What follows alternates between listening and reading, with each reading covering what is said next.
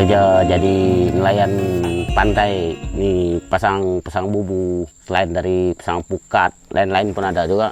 Nak kata lumayan, tak juga, nak kata tidak, ada masa ada lumayan. Sebab nih nelayan, kalau cari udang di mana-mana nelayan, dia memang ikut musim lah. Kalau musim ada ya macam orang kerja yang bagus juga lah. Sampai mencecah 3-4 ribu. Kalau cun-cun musim dia betul-betul ada. Tapi kalau tak ada 100 susah nak cari. Biasanya kalau sungai ini lah, bulan 3 hingga bulan 4 memang musim dia. Selepas itu ada juga tapi ada kurang sedikit lah. Sebab dah bulan 3, bulan 4 nih, lepas musim tengkujuh, udang dari laut banyak naik ke dalam sungai. Selain dari bubu-bubu, masa lapang, kalau air mati, saya pancing lah. Bawa istri saya pergi pancing, pancing. Tapi pancing ni dia tak susah nak inang, sebab dia luka. Ada pun hidup pun tak banyak. Kalau dapat 2-3 kilo, mungkin 2 kilo macam tu hidup. Saya memang sudah ada toke tetap lah, bersama dengan toke Juki, Mazuki. Bukan masalah bisnes juga, tapi dengan Mazuki ini kami tak nak nanti di setengah praih nih masa udang tak ada dah cari.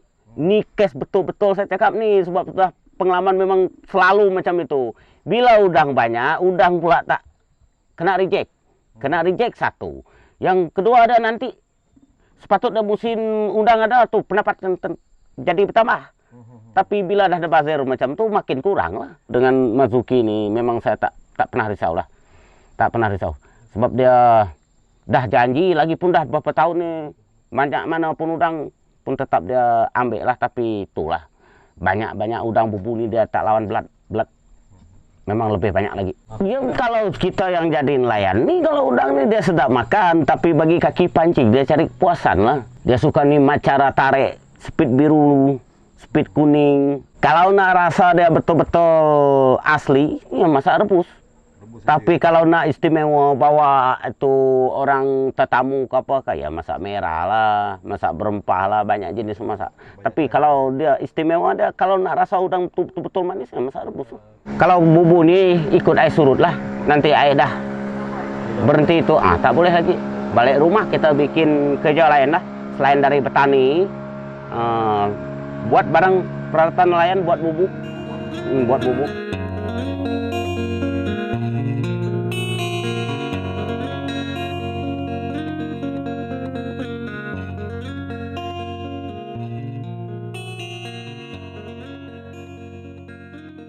Kita tunggu kejadian ini dulu. Sementara air kita ni. Bila air kering nanti baru kita turun, baru kita tengok hasil dia. Sebab di sini kebanyakan orang sini memang pakai belat tangkap udang. Ada yang pakai bubu tu ada, tapi tak banyak. Yang banyak pakai belat macam ni lah. Daripada dulu-dulu lagi. Tapi kerja dia ni memang susah lah. Pertama kita pergi pasang dulu. Lepas tu bila air besar malam, pasang malam, kita pasang turun, tarik dia. Air di atas. Lepas tu air kering macam ni, kita turunkan balik. Bila air dah kering nanti kita terjun ke lumpur ni, ambil hasil dia. Kita kena ambil balik kita punya bukat ni, pindahkan tempat lain. Kita tak boleh letak sini balik. Kalau kita simpan sini lagi, udang tak masuk.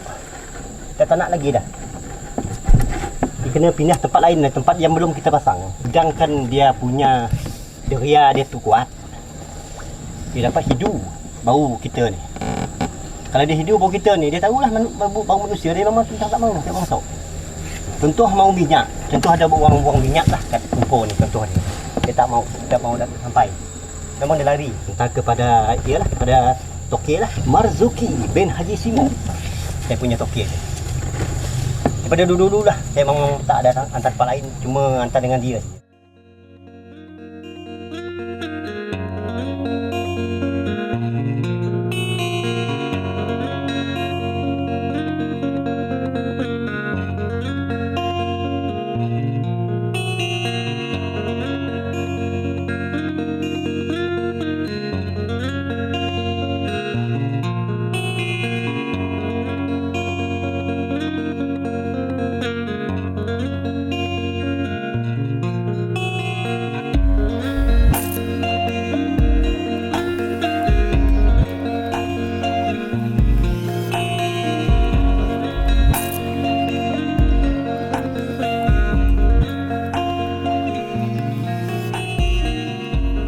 Saya sebagai peraih Undang Galah, saya membeli Undang Galah hidup dan segar daripada nelayan.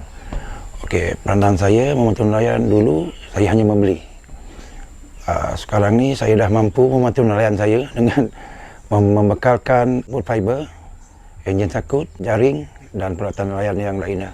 Sebab saya ada 40 buah sampan wood fiber dan 30 buah enjin sangkut, 15 dan 5 horsepower. Pekra yang banyak membantu saya dalam pengembangan perniagaan saya.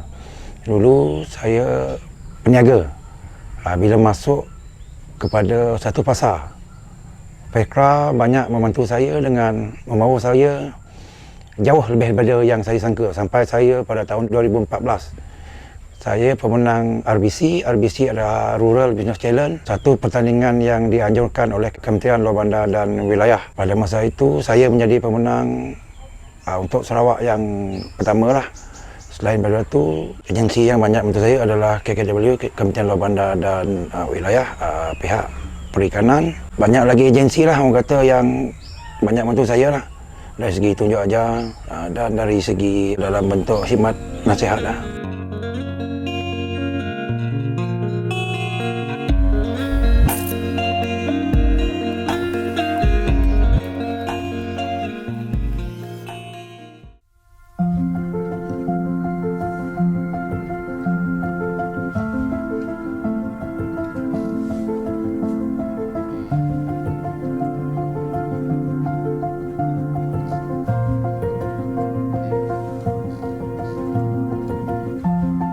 Untuk kawasan Lundu Sematan, dekat Sematan ada pusat penyelidikan Undang Galah.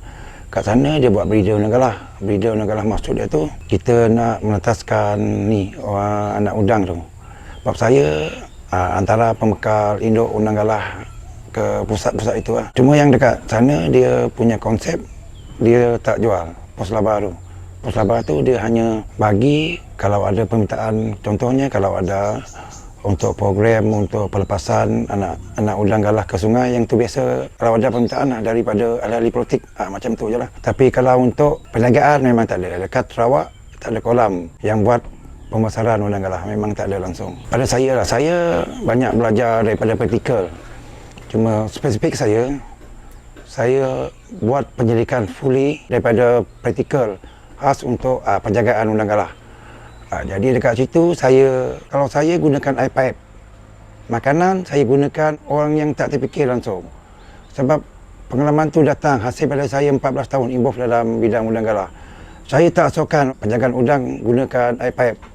Memang orang kata benda tu dia tak logik sebab dia high chlorine. Tapi untuk saya dah berjaya dah. Mengurangkan kadar kematian udang, saya dah berjaya nak disposekan klorin tu. Tapi kena step yang betul.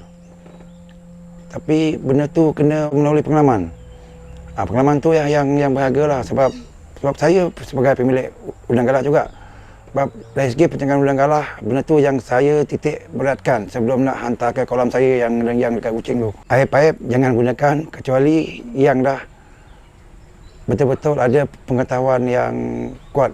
Kalau nak gunakan tu lah. Nak involve dalam industri udang galah ni bagi saya lah 1 dalam 1000. Tak banyak orang kata usahawan dia berani nak buat penjagaan udang galah. Untuk saya, dulu saya dah modal sebanyak 300,000 yang saya menang hasil daripada geran Kementerian Luar Bandar dan Wilayah. Tapi saya tak ambil untuk kolam peternakan udang galah. Tapi saya lebih berminat kepada trader udang galah. Trader maksud dia, saya beli udang daripada nelayan. Pada masa tu saya bagi board fiber, saya bagi enjin untuk nelayan. Sebab saya nak, kalau nak ternak udang tu ambil masa 9 bulan, kena tanah yang luas, kena orang kata kos yang tinggi, kena risiko yang terlalu tinggi. Kalau knowledge tak cukup, satu hari itu memang modal memang dah habis. Tapi alhamdulillah, kalau kita nak, kita memang mampu. Tapi industri negara ni orang kata satu high risk lah. Satu, kena banyak faktor yang kita kaji. Kalau kita nak buat benda tu, kita kena kaji kawasan kita dulu. Sama ada tak udang dalam kawasan kita? Sesuai tak? Kalau okey, kita boleh buat perniagaan ni. Kalau nak lebih lagi, bukalah kolam sendiri. Kita terus kepada peraih, pembekal. Lepas tu kita terus ambil peluang, kita buka kolam pancing kita sendiri.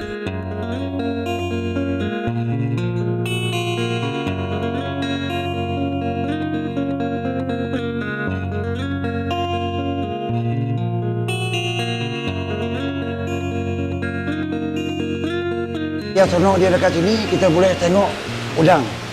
Okey, kita boleh show sikit lah macam mana keadaan udang. Yang ni kita panggil kolam induk. Yang ni kolam induk sebelum kita nak hantar ke Kuching. Yang ni stok ni memang kita khaskan. Jadi kalau orang kata memang untuk kita spray, untuk kolam pancing kita akan matang. Sebab kita buat macam ni sebab kita nak stok yang stabil. Ada stok kita akan simpan sini. Yang dekat rumah tadi kita akan hantar Kuching. Beberapa sini lah kolam induk kita. Dekat sini kita kena ada teknik. Teknik macam mana orang kata nak bagi udang tu sehat. Macam mana nak bagi udang tu tahan lama. Macam mana nak bagi udang tu dia punya antibody tu kuat. Teknik dia tu orang kata macam saya pun kena belajar. Dari masa ke semasa, dulu saya punya rate kematian kalau masuk 10 kilo mungkin dalam 6 kilo, 7 kilo mati. Kalau nak tengok struktur kolam ni, orang kata dulu macam ni lah saya. Orang kata saya bermula dengan keadaan kolam yang tinggi. Tapi tengok air dekat dalam, teknik je.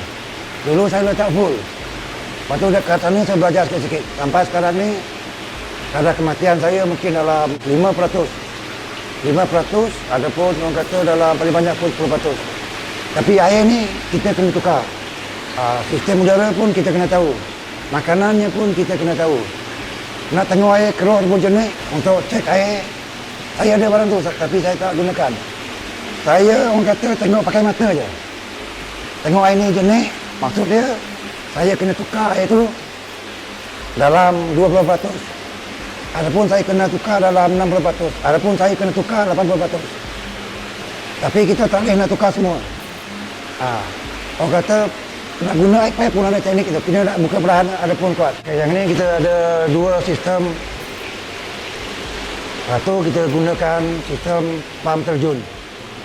Terjun tu maksud dia tu pam tu dia punya air terjun lah. Satu yang dekat bawah ni kita guna sistem udara. Maksud dia underground punya sistem lah. Kita tengok air ni keruh. Maksud dia saya kena cuci air ini balik. Yang ni ada sistem blow dia lah. Saya gunakan air pipe nya. Bila dia gelap macam ni, saya kena bagi dia jernih. Saya kena tengok jam. Untuk dia sekarang ni, dia agak-agak dalam pukul 5.30. At least, pukul 8. Yang ni full, 100% kita buka air. Kita bagi masa 2 jam dah cukup. Kalau 6 jam, 7 jam, udang tu akan ada masalah. Sampai air ni jernih. Tapi saya cadangkan, jangan bani guna sistem ni lah.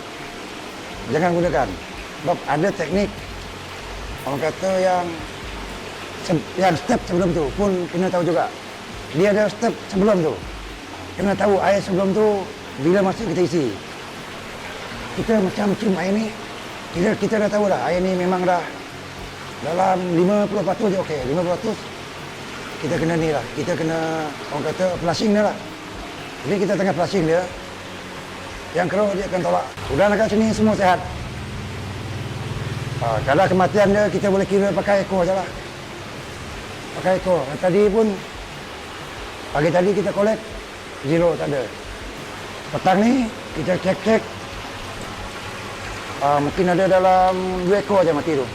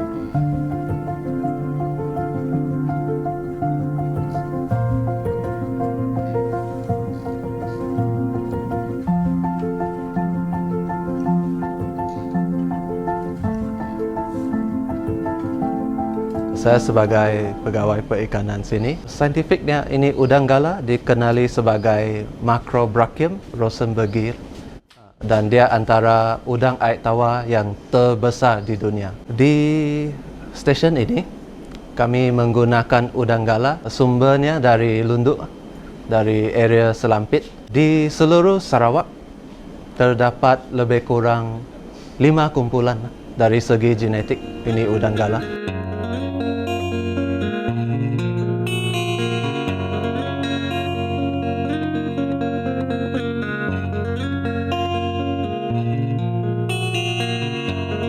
Lazimnya, udang gala terdapat di sungai yang berair keruh, tetapi lebih penting dia terdapat di sungai yang langsung berkaitan dengan air masin. Means dia bersambung lah sampai ke muara. Ini penting untuk kita hidup dia lah. Setakat ini, pengetahuan kita lah, dia memang bertelur sepanjang tahun. Untuk udang gala mencapai kematangan, dia lebih kurang 2 bulan. Dan berat dia lebih kurang 20 gram. Dia sudah boleh menghasilkan telur. Untuk udang jantan, dia lebih lama sikit, dalam masa 3 bulan. Itu dalam keadaan yang optimum lah. Secara purata, dia matang dalam setengah tahun.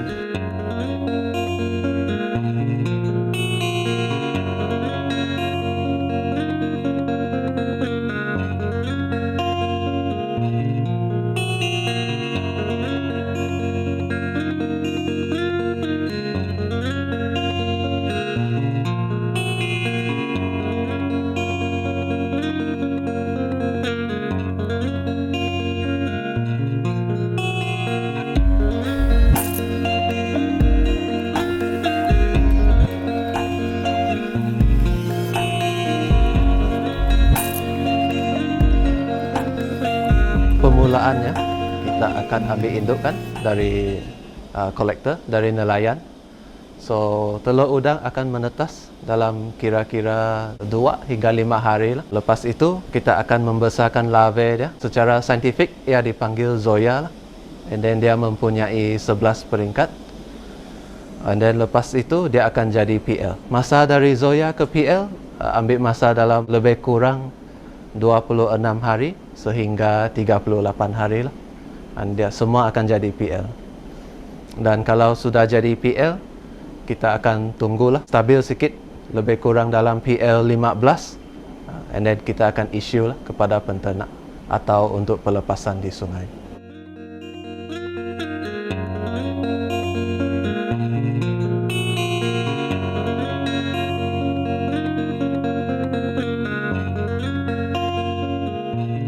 Secara amnya, waktu yang paling sesuai adalah masanya tidak panas lah. Awal pagi, petang, dan juga kita perlu mengambil kira habitat dia, kualiti air dia sebelum melepas lah. Adakah habitat itu sesuai untuk benih udang? Adakah mempunyai tempat perlindungan dia, makanan dia, dan air yang sesuai lah, seperti pH. Udang galah, dia hidup di air tawar. Dan setelah sudah di senyawa, induk betina akan membawa telur dan berhijrah ke air payau lah. Dari kajian, selalunya dia akan berhijrah sampai air yang dekat 12 ppt dan di sana dia akan melepaskan telur dia. Dan larvae udang galah perlu air payau untuk hidup. Dan setelah membesar di kawasan air payau, setelah menjadi PL, dia akan berhijrah kembali ke air tawar. Secara liar, masalah yang paling besar dihadapi udang galah adalah kemusnahan habitat lah, dan juga penangkapan yang tidak terkawal. Ini memusnahkan kitaran hidup dia, di mana udang galah betina yang belum sempat bertelur, larvae yang belum sempat membesar, sudah ditangkap atau sudah mati, diakibatkan oleh pencemaran. Pencemaran boleh datang dalam pelbagai bentuk, contohnya sisa-sisa kilang, pembukaan kawasan bakau untuk aktiviti-aktiviti lain, pembinaan, atau penangkapan ikan secara haram menggunakan cara yang memusnahkan seperti tuba atau menggunakan klorin. Ini akan menghapuskan semua kehidupan yang ada di air.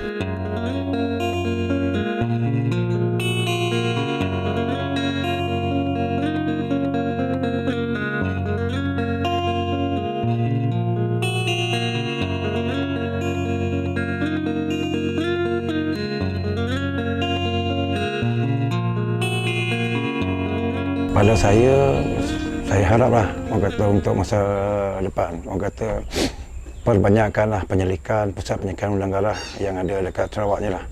So kalau kita pergi ke Semenanjung, kita ada Pulau Sayak. Kalau dekat Sarawak ni kita hanya just pusat breeder je. Sana dia kata dia buat fully untuk penyelidikan udang galah. Kadang-kadang ada yang saya tengok itu dia buat kacukan udang galah sebab dia nak tengok ketahanan udang galah tu terhadap sungai. Orang kata banyak faktor lah. Harapan saya, and then saya rasa lazimnya harapan kami lah, satu jabatan, is dalam masa depan habitat akan terjaga dan generasi akan datang akan dapat menikmati kurniaan Tuhan inilah, udang galah.